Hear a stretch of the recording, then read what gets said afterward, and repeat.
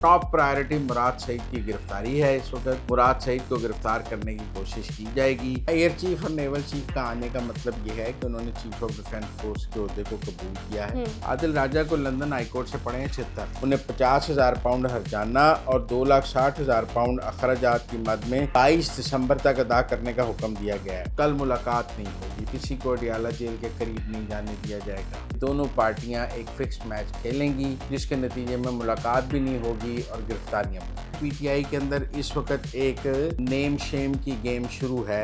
अस्सलाम वालेकुम, Muzammil Suhrawardy official YouTube channel के साथ मैं हूं आपकी मेज़बान इकरार रियाज। हमारे साथ मौजूद है मुज़म्मिल सोहरवर्दी। अस्सलाम वालेकुम, क्या हाल है आपका?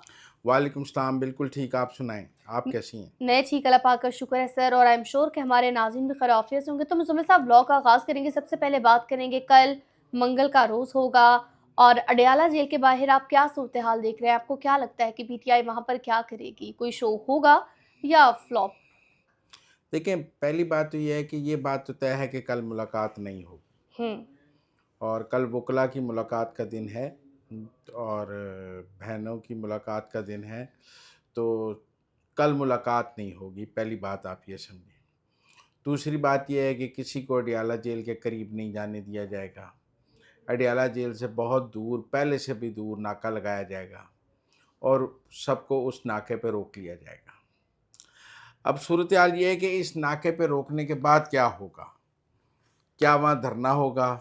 मेरी इतलात ये हैं कि पीटीआई जो है वो किसी किस्म की मुज़ाहमत के मूड में नहीं है। वो अडियाला जेल के बाहर कोई धरना, कोई तोड़ फोड़, कोई कोई लड़ाई, कोई मुज़ाहमत करने के मूड में नहीं है पीटीआई। पीटीआई के लोग इमरान खान की बहनें नाके तक आएंगी, तस्वीर बनवाएंगी, मीडिया से बात करेंगी और चली जाएंगी। 2-3 घंटे का शो लगाएंगे। पुलिस की भी तब तक कोई गिरफ्तारी ना करने का मूड है जब तक कि मुज़ाहमत ना की जाए, कोई नाका तोड़ने की कोशिश ना की जाए और कोई दफ़ा 144 की खिलाफ वर्जी ना की जाए, कोई जलसा जुलूस या रैली ना बनाया जाए, कोई धरना ना दिया जाए। तब तक पुलिस का भी ये मूड है, हुकूमत का भी, कि कोई बेवजह गिरफ्तारी ना की जाए कि जो भी पहुँचे नाके पे पकड़ लो, ऐसा नहीं होगा। हम्म। लिहाजा एक फ़िक्स मैच सा मुझे लग रहा है कि मुलाकात भी नहीं होगी और शायद गिरफ्तारियां भी नहीं होंगी। लोग जाएंगे, नाके पे रुकेंगे, बात करेंगे और फिर वापस डिस्पर्स हो जाएंगे। पीटीआई के अंदर इस वक्त कल कोई ऐसा नहीं है। ये ज़रूर है कि पीटीआई के अंदर इस वक्त एक नेम शेम की गेम शुरू है कि जी कौन से लोग हैं जो अडियाला नहीं जाते। मतलब एमएनएस की लिस्टें सोशल मीडिया पर शेयर की जा रही हैं कि जो लोग 2 दिसंबर को अडियाला नहीं पहुंचे। अब 2 दिसंबर को अडियाला पहुंचने के लिए सबकी ड्यूटी लगाई गई थी लेकिन कोई नहीं आया था। मतलब उन एमएनए जो नहीं पहुंचे उनके नाम लिखकर सोशल मीडिया पे उन्हें नेम शेम किया जा रहा है।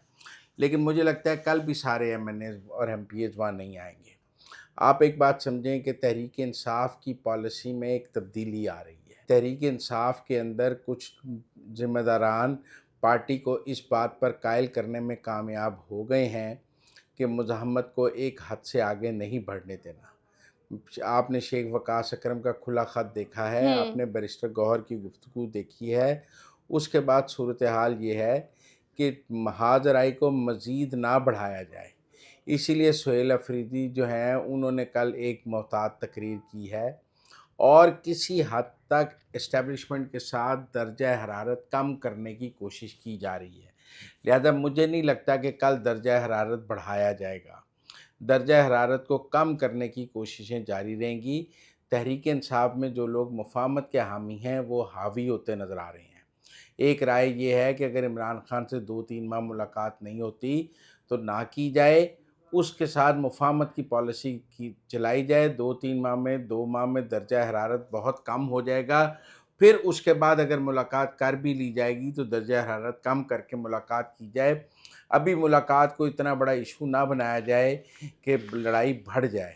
लिहाजा लड़ाई को कंट्रोल करने, इसीलिए मेरी इतलात ये भी हैं कि केपी में फ़ौजी ऑपरेशन के हक़ में पीटीआई अपना नैरेटिव चेंज करने की तैयारी में है।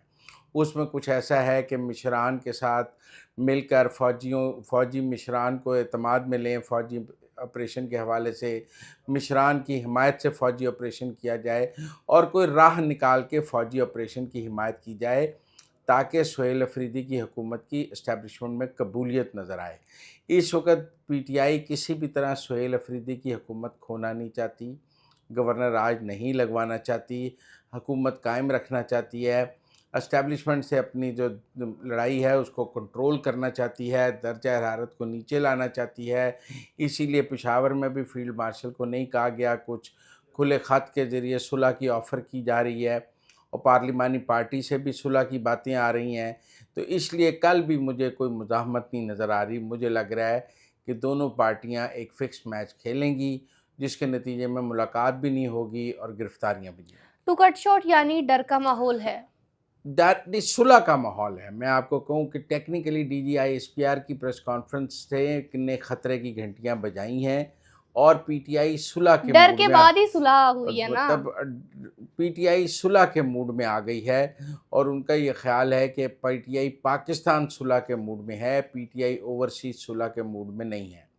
मैंने कई वीलॉग्स में ये बात कही है, जो पीटीआई के एमएनए एमपीएस हैं वो सुलह के मूड में हैं, सेनेटर्स हैं वो सुलह के मूड में हैं, जो केपी की हुकूमत के वज़रा हैं सुलह के मूड में हैं, केपी के स्पीकर सुलह के मूड में हैं, जो तंजीम के ओहदेदारान हैं वो सुलह के मूड में हैं। तो इसलिए सब इस वक्त वहाँ सुलह का माहौल चल रहा है और जो लोग लड़ाई के हामी थे उनको भी दबाया जा रहा है कि आप लड़ाई ना बढ़ाएं, इससे सबका नुकसान हो जाएगा।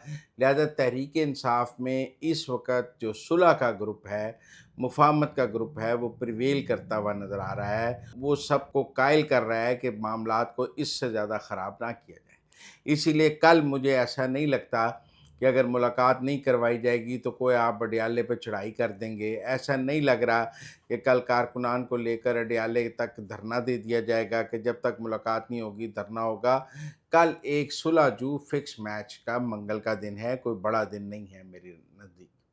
तो मुज़म्मिल साहब, आखिरकार वो तकरीब भी हो गई कि जिसके बारे में बहुत ज़्यादा क्यासराइयाँ थी। जीएचक्यू में chief of defence forces field marshal Asim Munir के एहसास में गार्ड ऑफ ऑनर की तकरीब हुई। तीनों मुसल्लह अफवाज के सरबराहान ने शिरकत की है। तो आपको नहीं लगता कि बहुत से लोगों के अरमान थे कि जो पानी में बह गए? हाँ, एयर चीफ और नेवल चीफ का आने का मतलब ये है कि उन्होंने चीफ ऑफ डिफेंस फोर्स के ओहदे को कबूल किया है। हुँ। एयर चीफ और नेवल चीफ के आने का मतलब है कि उन्होंने चीफ ऑफ डिफेंस फोर्स की सरबराही को कबूल किया है। एयर चीफ और नेवल चीफ के आने का मतलब ये है कि जो मामलात हैं वो काफ़ी हद तक संभल गए हैं और जो बहुत के आसराइयाँ थीं कि लड़ाई हो गई है, इख्तलाफ हुँ। हो गया है, वो ख़त्म हो गई हैं, वो ऐसा नहीं है। तो मेरे ख़्याल में इस तकरीब ने एक बहुत पॉजिटिव इमेज दिया है कि हमारे एयर चीफ, नेवल चीफ और सीडीएफ जो हैं वो सेम पेज पर हैं, मिलकर भारत से लड़ने के लिए तैयार हैं, अफ़गानिस्तान से लड़ने के लिए तैयार हैं, दहशतगर्दी के ख़िलाफ़ लड़ने के लिए तैयार हैं और हमारे फोर्सेस चीफ के दरमियान कोऑर्डिनेशन और खैर सगाली के ताल्लुकात हैं। जो लोग इन ताल्लुकात को ख़राब करने की ख़बरें दे रहे थे, उनको मेरा ख़्याल है आज काफ़ी नाउम्मीदी हुई होगी इस तकरीब को देखकर, क्योंकि अगर उनके ख़्याल में तो एयर चीफ और नेवल चीफ सीडीएफ के ओहदे को कबूल ही नहीं कर रहे थे, उनके ख़्याल में तो इख्तियारात की तक़सीम पे बहुत लड़ाई थी। लेकिन आज एक मुश्तरका गार्ड ऑफ ऑनर और एक तकरीब ने सारा जो प्रोपेगेंडा है उसको ज़ीरो किया है। तो मुज़म्मिल साहब, पीटीआई की बात करेंगे, उनकी जानिब से जो गद्दार एमएनएज़, एमपीएस की लिस्ट शेयर की गई है, तो अब पार्टी में पीछे रह कौन गया?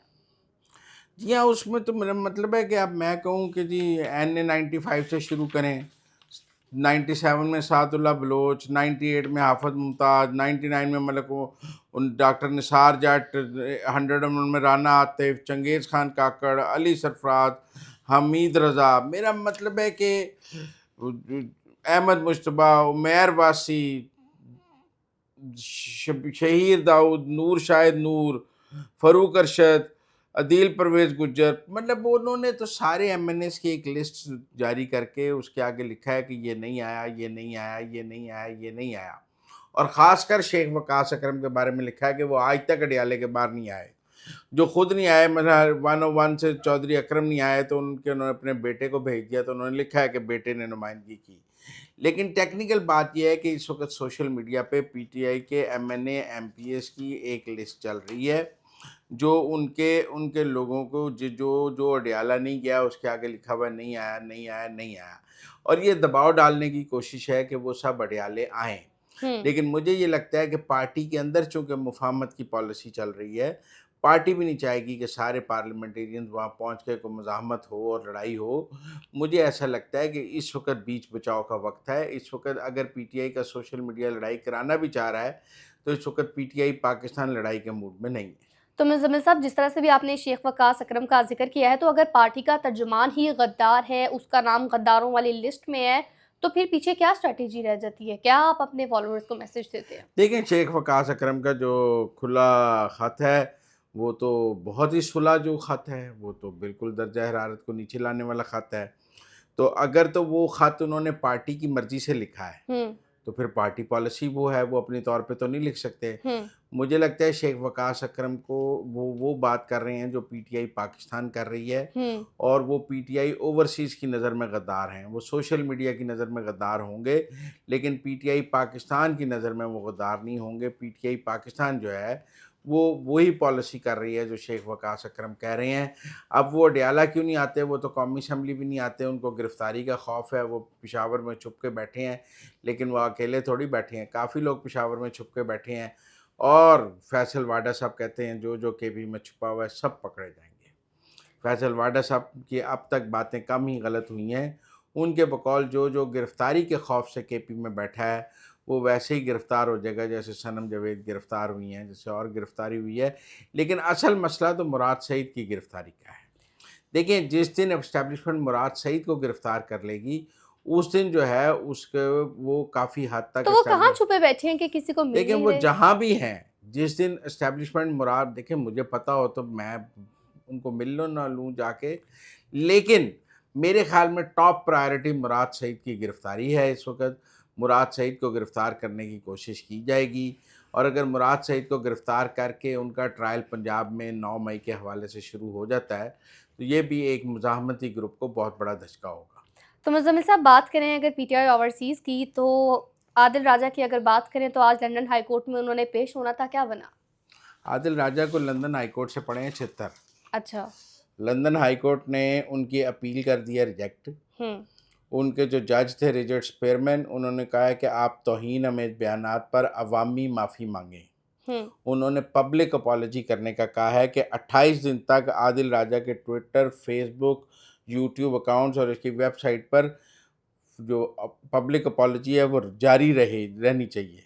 उन्हें 50,000 पाउंड हर्जाना और 2,60,000 पाउंड अखराजात की मद में 22 दिसंबर तक अदा करने का हुक्म दिया गया है। उन्हें कहा गया है आदिल राजा को कि दोबारा कोई तौहीन में बयान देने की कोई ज़रूरत नहीं है, और उन पर पाबंदी लगाई गई है, स्टे दिया गया है, और जज ने उनको अपील देने से भी इनकार कर दिया है। आदिल राजा वहाँ मुश्किल में हैं। आदिल राजा की अपील जो है वो की इजाज़त देने से उन्होंने इनकार कर दिया है, और आगे भी उन्हें जो वो मनफी प्रोपेगेंडा करते हैं वो करने से मना किया गया है। मुझे ऐसा लगता है कि जो लेटेस्ट उनकी वीडियोज़ हैं, उनके ऊपर एक और केस लंदन में आदिल राजा पे ज़रूर किया जाएगा, और उस केस से भी आदिल राजा के ख़िलाफ़ एक और डिग्री लेने की कोशिश की जाएगी, ताकि उनके ऊपर इतनी डिग्रियाँ हो जाएँ कि उनके ऊपर लंदन रहना मुश्किल हो जाए, वो बैंकरप्सी फ़ाइल करने की पोजीशन में आ जाएँ।